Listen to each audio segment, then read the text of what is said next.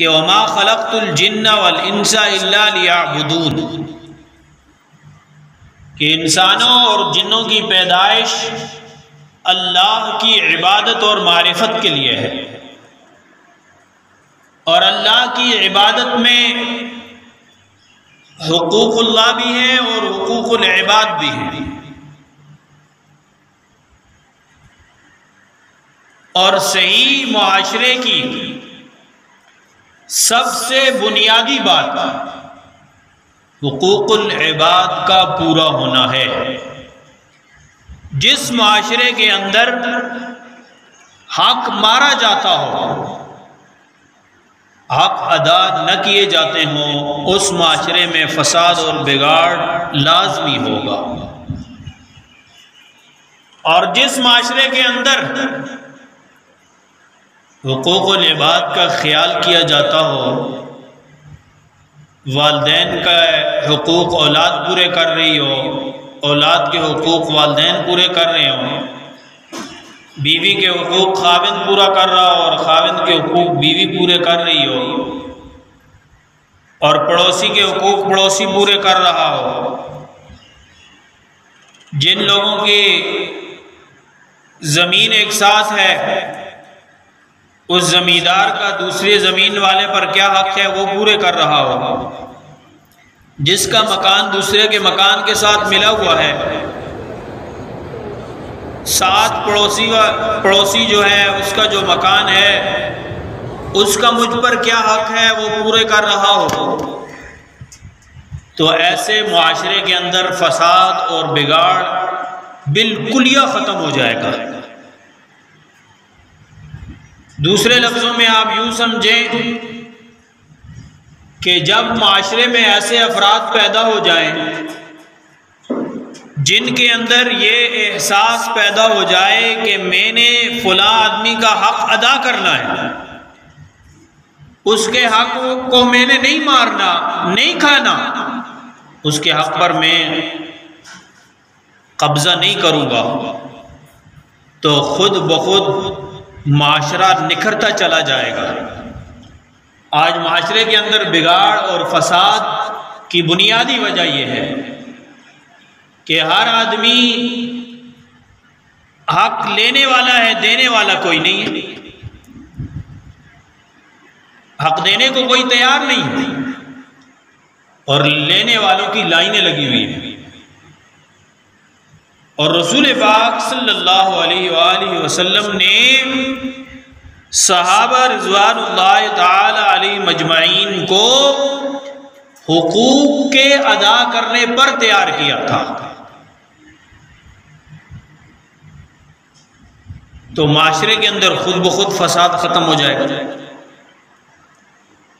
اس لیے ہم جیسے حقوق العباد بڑے ذوق و شوق سے ادا کرتے ہیں، آج تو اس میں بھی ذوق و شوق نہیں رہا، لیکن پھر بھی کسی درجے میں ایسے ہی ہم حقوق العباد بھی ذوق و شوق کے ساتھ ادا کریں۔ دیکھیں جب پہلی وحی اتری اقرأ بسم ربک الذی خلق خلق الانسان من علق اقرأ وربک الاکرم الذی علم بالقلم علم الانسان ما لم یعلم، یہ آیتیں جب اتری تو رسول پاک صلی اللہ علیہ وسلم سے آپ غار سے جب گھر تشریف لائے تو آپ پر ایک بوجھ کی سی کیفیت تھی، آپ اپنے اوپر ایک بوجھ محسوس کر رہے تھے۔ تو جب گھر میں آئے تو اماں خدیجہ الکبریٰ رضی اللہ تعالی عنہا سے عرض کی، بتلایا، یوں قصہ عرض کیا، تو انہوں نے فرمایا کلا، ہرگز نہیں، ہرگز نہیں، اللہ ہرگز آپ کو ضائع نہیں کریں گے، انک لتصل الرحم وتحمل الکل وتقری الضیف وتکسب المعدوم وتعین علی نوائب الحق، یہ 5 جملے آپ نے فرمائے کہ ہرگز ہرگز نہیں، اللہ آپ کو ضائع نہیں کریں گے، اس لیے کہ آپ صلہ رحمی کرتے ہیں۔ صلہ رحمی کسے کہتے ہیں؟ رشتوں کو جوڑنا، تعلقات قائم کرنا، باہمی اپنے تعلقات کو خوشگوار رکھنا، یہ صلہ رحمی ہے۔ انہوں نے پہلے جملہ فرمایا کہ آپ صلہ رحمی کرنے والے ہیں، دوسرا کہ آپ لوگوں کے بوجھ اٹھانے والے ہیں، کوئی مجبور ہے آپ اس کی مدد کر دیتے ہیں، کوئی مانگنے والا سائل آ گیا آپ اس کو عطا کر دیتے ہیں، وَتُقْرِئُ الضَّيْفَ، اور اگر کوئی مہمان آپ کے پاس آ جاتا ہے آپ اس کا اکرام کرتے ہیں، مہمان کی مہمان نوازی کرنے والے ہیں آپ، وَتَكْسِبُ الْمَعْدُومَ، جو کما نہیں سکتا، جس کے پاس کوئی ذریعہ معاش نہیں ہے آپ اس کو کما کے دیتے ہیں، آپ اس کے لیے وسیلہ بن جاتے ہیں، اس کا سہارا بن جاتے ہیں، وَتُعِينُ عَلَى نَوَائِبِ الْحَقِّ، اور آپ ہمیشہ حق کا ساتھی رہیں۔ یہ 5 جملے خدیجہ الکبریٰ رضی اللہ تعالی عنہ نے کس کو فرمائے؟ آقا دو جہاں صلی اللہ علیہ وسلم سے فرمائے کہ حضور آپ کو اللہ ہرگز ضائع نہیں کریں گے، آپ فکر نہ کریں، آپ تو صلہ رحمی کرتے ہیں اور بوجھ اٹھانے والے لوگوں کے اور مہمان کا اکرام کرتے ہیں، اور جو کما نہیں سکتے ان کا سہارا بن جاتے ہیں اور حق کے ساتھی ہیں۔ یہ باتیں آپ نے فرمائی ہیں، اس میں آپ دیکھیں کہیں بھی حقوق اللہ کا تذکرہ نہیں ہے۔ اماں نے جو باتیں فرمائی ساری حقوق العباد کے متعلق ہیں، یہ نہیں فرمایا کہ آپ تہجد گزار ہیں، آپ روزہ دار ہیں، آپ خرچ کرنے والے ہیں، یہ نہیں فرمایا، بلکہ حقوق العباد کی طرف اشارہ کیا کہ آپ ان کو پورا کرنے والے ہیں، لہٰذا اللہ آپ کو ہرگز ضائع نہیں کریں گے۔ اس سے حقوق العباد کی اہمیت پتہ چلتی ہے، وگرنہ وہ یہ بھی یوں بھی کہتے تو جھوٹ نہ تھا کہ آپ تہجد گزار ہیں، شب بیداری کرنے والے ہیں، دن کے روزہ دار ہیں، یہ بات بھی درست تھی، لیکن جن پہلوؤں پر اماں نے نظر ڈالی ہے، جس نقطے کو آپ نے اٹھایا ہے، وہ نقطہ حقوق العباد کے متعلق ہے کہ آپ کا بندوں کے ساتھ یوں معاملات ہیں تو اللہ آپ کو ضائع نہیں کریں گے۔ یہ ہے اصلاح معاشرہ، یہ ہے حقوق العباد۔ اور ایسے ہی جب ابو بکر صدیق رضی اللہ تعالیٰ عنہ کفار کی تکالیف سے تنگ آ کر ہجرت کا ارادہ کیا، آپ یوں نکلے تو ایک کافر ابن الدغنہ اس نے پوچھا آپ کہاں جا رہے ہیں؟ انہوں نے عرض کی کہ میں تو ہجرت کرنا چاہتا ہوں، یہ نکل رہا ہوں یہاں سے، میں ان لوگوں کی اذاؤں اور تکلیفوں سے تنگ آ چکا ہوں۔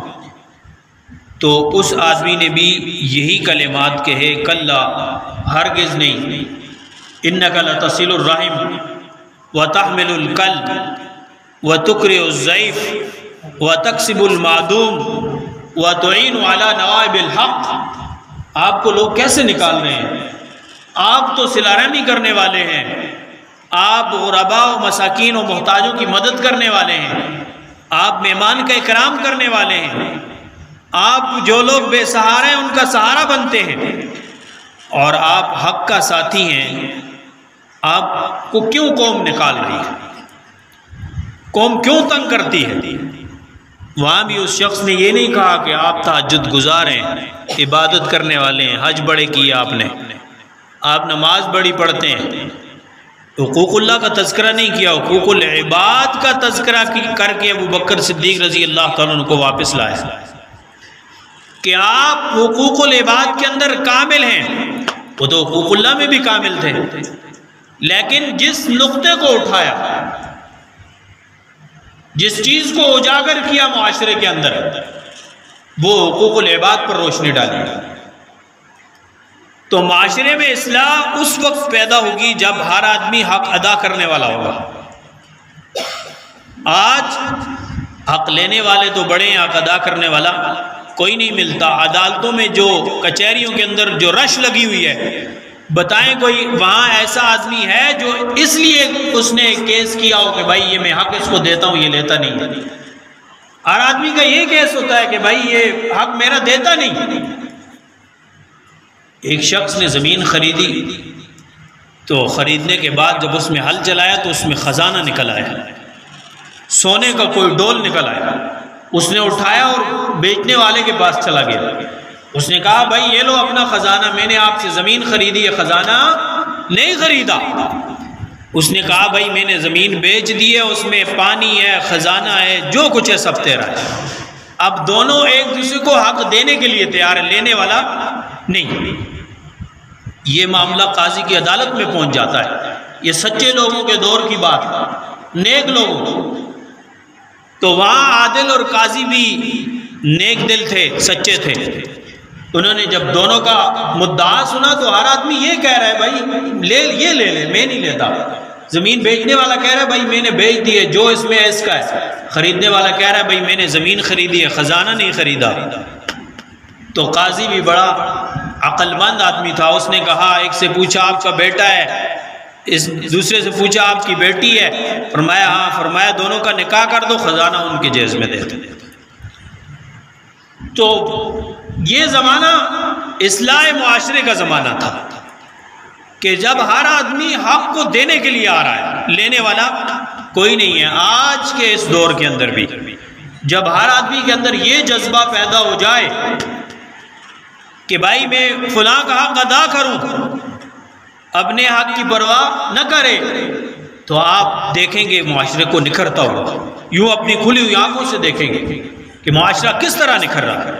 آج لڑائی اور جھگڑے حق کے لینے پہ، کسی نے کسی کی زمین دبا لی ہے تو اس پہ جھگڑا ہے، کسی نے کسی کا مال غصب کر لیا اس پہ جھگڑا ہے، یعنی حقوق کے لینے پہ جھگڑے۔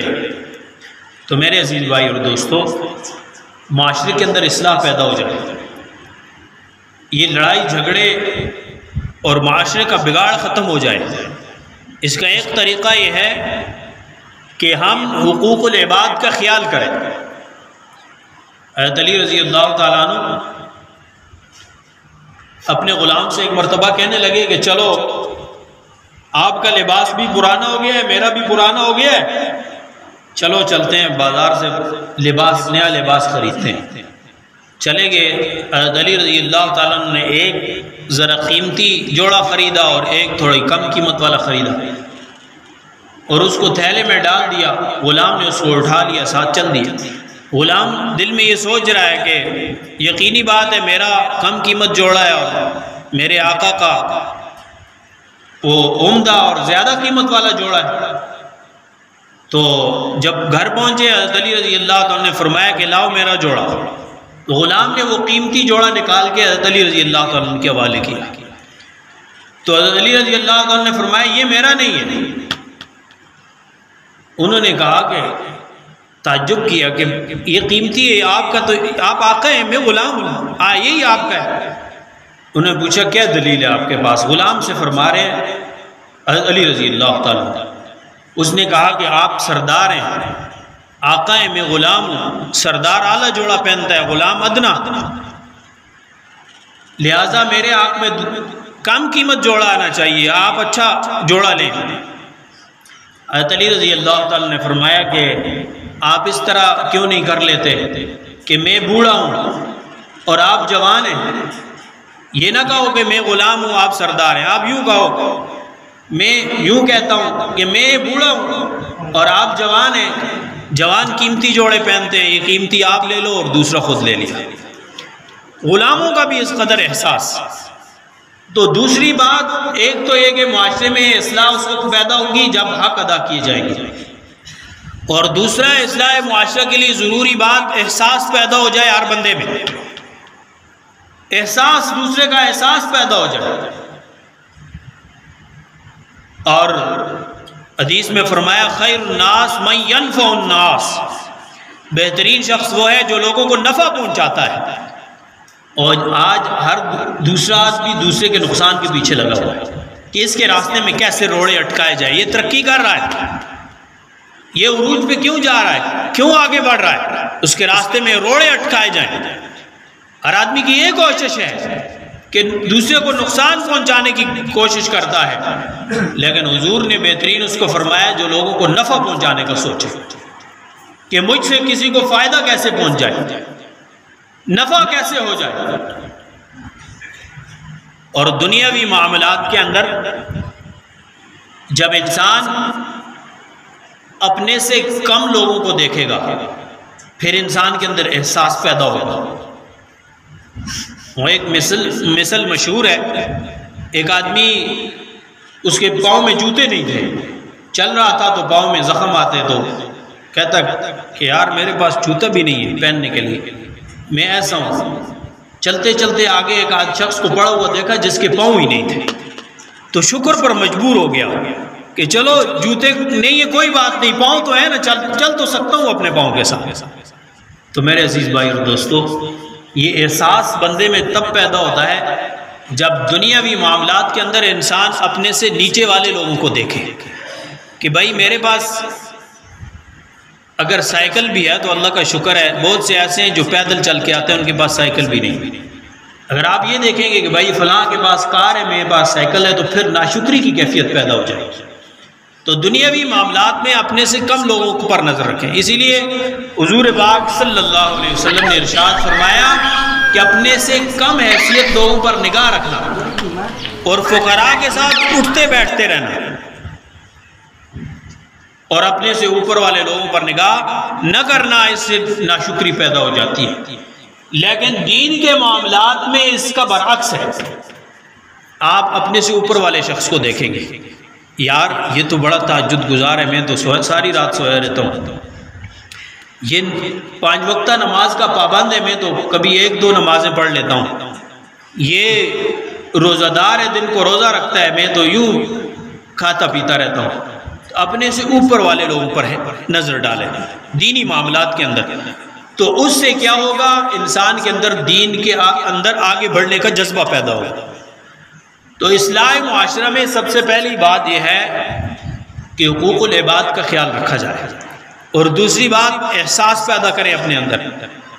ایک عورت ہے نا, سارا دن وہ بھی روزہ رکھتی ہے اور شام کو اس گرمی میں روزے رکھے ہوئے چولہے کے سامنے بیٹھ جاتی ہے, لیکن جب کھانا پکا کے لائے شوہر کے سامنے, اس میں نمک کم ہو جائے تو شوہر اس کی ماں بہن ایک کر دیتا ہے.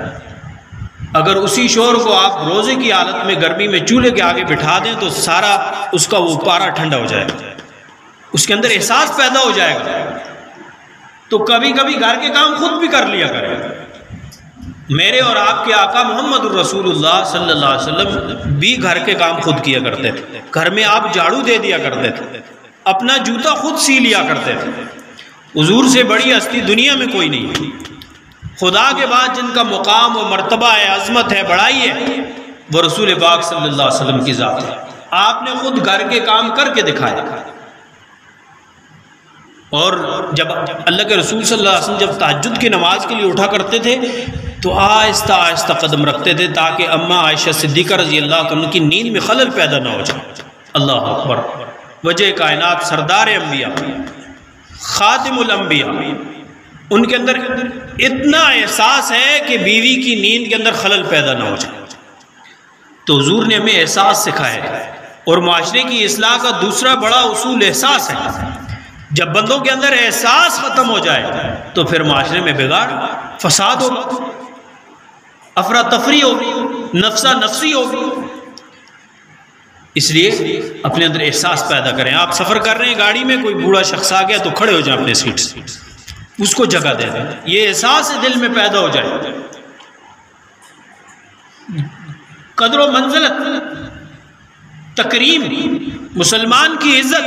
مسلمان تو مسلمان ہے, بحیثیت انسان ہونے کے کافر کی بھی تکریم کرنی چاہیے. آپ کہیں گے کافر کی کیسے تکریم؟ رسول پاک صلی اللہ علیہ وسلم جب صحابہ جہاد پر جاتے تھے تو آپ ان کو ہدایات میں یہ فرماتے تھے کہ کوئی بوڑھا کافر تمہیں ملے تو اس کو قتل نہ کرنا. کافر ہے لیکن اس کے بڑھاپے کی وجہ سے اس کی انسانیت کو مد نظر رکھتے ہوئے حضور اس کے قتل سے منع فرماتے تھے, اور فرماتے تھے عورتوں کو نہ قتل کرنا, بچوں کو قتل نہ کرنا. حالانکہ کافرہ عورتیں, کافروں کے بچے, لیکن قتل سے منع فرما رہے. اور پھر فرمایا کہ جب تم کسی کافر کو قتل کر دیتے ہو میدان جہاد کے اندر, میدان کارزار میں جائز ہے, قتل کر دیتے ہو تو پھر اس کا مصلح نہ کرو, یعنی اس کے کان ناک اس طرح اعضاء نہ کاٹو، منع کیا گیا کہ انسان کی تکریم ہے۔ تو میرے عزیز بھائی اور دوستو، آج مسلمان کو مسلمان کی تکریم کا پتہ نہیں، عزت نفس کا پتہ نہیں، اور بدترین سود، حضور پاک صلی اللہ علیہ وسلم نے فرمایا بدترین سود مسلمان کی آبرو ریزی ہے، کسی مسلمان کو ذلیل کر دینا سب سے برا سود فرمایا۔ اور سود آپ جانتے کتنا بڑا گناہ ہے، اللہ نے فرمایا اعلان جنگ ہے اس آدمی کے ساتھ جو سودی کام کرتا، اللہ کا اس کے ساتھ اعلان جنگ ہے۔ تو بدترین یعنی سب سے برا سود مسلمان کی آبرو ریزی۔ اس لیے میرے عزیز بھائی اور دوستو، مسلمان کی ایک تکریم ہے، ایک عزت ہے، وہ ایک وقار ہے۔ اب دیکھیں فرض نماز ہے نا، جماعت کھڑی ہو، فرض نماز کی جماعت کھڑی ہے اور بندہ ادھر سے آ رہا ہے، مسجد میں داخل ہو گیا ہے اور وہ امام صاحب رکوع میں، اب بندے کو پتہ ہے کہ اگر میں ادھر سے دوڑ لگاؤں گا تو رکعت میں پہنچ جاؤں گا، نہیں تو مجھ سے رکعت چلی جائے گی۔ اب اس کو دوڑنے کا حکم نہیں، رکعت چھوٹ جائے کوئی بات نہیں، مسلمان کی تکریم، عزت اور اس کا وقار برقرار رہنا چاہیے۔ تو اسلام نے اس چیز کا بڑا لحاظ کیا اور آقا دو جہاں صلی اللہ علیہ وسلم نے کر کے دکھایا، صحابہ رضوان اللہ علیہم اجمعین نے کر کے دکھایا۔ تو معاشرے کی اصلاح اس وقت ہوگی جب ہم عزت دیں گے لوگوں کو، اپنے سے بڑے کو عزت دی، بھائی کو عزت دی، باپ کو عزت دی، استاد کو عزت دی، یعنی تکریم اور عزت، والدین کو عزت، تو پھر معاشرے کے اندر اصلاح پیدا ہوگی۔ جب یہ پہلو نہیں ہوتا تو پھر بگاڑ اور فساد پیدا ہوتا ہے معاشرے میں۔ تو میرے عزیز بھائی اور دوستو، رسول پاک صلی اللہ علیہ وسلم نے ارشاد فرمایا انما بعثت لاتمم مکارم الاخلاق، کہ مجھے اخلاق کی تکمیل کے لیے بھیجا گیا ہے، کہ میں اخلاق کو مکمل کروں۔ اور رسول پاک صلی اللہ علیہ وسلم کے بارے میں قرآن نے فرمایا کہ آپ اعلیٰ اخلاق کے مالک تھے، انک لعلی خلق عظیم۔ حضور نے ہمیں اخلاق سکھایا، پیار سکھایا، والدین کے ساتھ کیسے پیش آنا ہے، استاد کے ساتھ کیسے، بڑے کے ساتھ کیسے، چھوٹے کے ساتھ کیسے، حتیٰ کہ کافر کے ساتھ اور جانوروں کے ساتھ کہ کیسے پیش آنا ہے۔ تو میرے عزیز بھائی اور دوستو، عبادات کے ساتھ، حقوق العباد کے ساتھ ساتھ، اگر حقوق اللہ کے ساتھ ساتھ اگر حقوق العباد کا خیال کیا جائے گا تو معاشرہ یوں لمحوں میں نکھرتا ہوا نظر آئے گا اور اللہ کی رحمت دوڑ کے متوجہ ہوگی، کیونکہ یہ چیزیں اللہ نے فرمایا کہ الخلق عیال اللہ، اس مخلوق اللہ کا کنبہ ہے۔ اور حدیث میں فرمایا کہ جو لوگوں کے ساتھ رحم نہیں کرتا اللہ اس کے ساتھ رحم نہیں کرتا۔ تو اس کا برعکس کیا ہے؟ جو لوگوں کے ساتھ رحم کرتا اللہ اس کے ساتھ رحم کرتے ہیں۔ تو معاشرے میں اچھے اخلاق، حسن اخلاق کے ساتھ ہم پیش آئیں اور احساس انسان کے اندر پیدا ہو جائے، ایک احساس لوگوں کا، ایک احساس اپنے اندر غلطی کا احساس بھی پیدا ہو جائے کہ اگر انسان غلطی کرے تو ڈٹ نہ جائے اس پر، بلکہ اسے احساس ہو یار میں نے غلط کیا ہے۔ اور حدیث مبارکہ میں آتا ہے اذا العبد اذا اعترف ثم تاب تاب اللہ علیہ، جب بندہ اعتراف کر لیتا ہے کہ مولا مجھ سے غلطی ہو گئی ہے اور توبہ کرتا ہے اللہ اس کی توبہ کو قبول فرما لیتے ہیں۔ تو میرے عزیز بھائی اور دوستو، ہمیں رسول پاک صلی اللہ علیہ وسلم کی اسوہ سے، آپ کی مبارک زندگی سے ہمیں اصلاح معاشرے کا بہت بڑا سبق ملتا ہے کہ ہم اپنے معاشرے کے اندر اصلاح کیسے پیدا کر سکتے ہیں، معاشرے کا بگاڑ اور فساد کیسے ختم ہو۔ آج تو معاشرے کے جو اصول ہیں ان کو بالکل چھوڑ دیا گیا ہے، مالدار لوگوں کو یعنی ایسا پروٹوکول دے دیا گیا ہے کہ ایک عام آدمی وہ یہ سمجھتا ہے کہ احساس کمتری کا شکار ہو جاتا ہے، یار میں تو ایسا ہو ہی نہیں سکتا۔ تو اس لیے ایسا معاشرہ قائم کریں جس میں عدل و انصاف ہو، ظلم سے بالا تر ہو اور احساس ہر شخص کو دوسرے کا احساس ہو۔ اور بسا اوقات آپ گھر میں اونچی اونچی آواز سے ٹیپ لگا دیتے ہیں، پڑوسی کا احساس نہیں ہوتا کہ وہ کام سے تھکا آ رہا ہے اور اس کی نیند میں خلل پیدا ہوگا، میں نے آپ کو حضور کی بات سنائی، حضور تہجد کے لیے اٹھ رہے ہیں تو آہستہ آہستہ قدم رکھ رہے ہیں تاکہ پاؤں کی آڑ سے اماں کی نیند میں خلل پیدا نہ ہو جائے۔ اور یہاں کون سا احساس ہے کہ پورا محلہ بے چین ہے ایک آدمی کی وجہ سے، تو یہ احساس ختم ہو گیا نا معاشرے سے، تب تو فساد ہے، بگاڑ ہے۔ لوگ اس کے بارے میں کیا ذہن رکھیں گے؟ کیا اچھی نظر سے اس کو دیکھیں گے؟ صبح کو بھی بری نظر سے دیکھیں گے تو معاشرے میں فساد پیدا ہوگا۔ اس لیے میرے عزیز بھائی اور دوستوں، ہمیں ان چیزوں کا لحاظ رکھنا ہوگا، پھر معاشرے میں اصلاح پیدا ہوگا۔ اور خاص طور پر حقوق العباد، بندوں کے حقوق، کسی کا حق ضائع نہ ہو جائے اور کسی کا حق کا میں غاصب نہ بن جاؤں۔ بھائی میرا حق جاتا ہے جائے، لیکن فلاں آدمی کا حق ادا ہونا چاہیے۔ اللہ تبارک و تعالیٰ سے دعا ہے اللہ پاک سب کے دلوں میں احساس پیدا فرمائے۔ وآخر دعوانا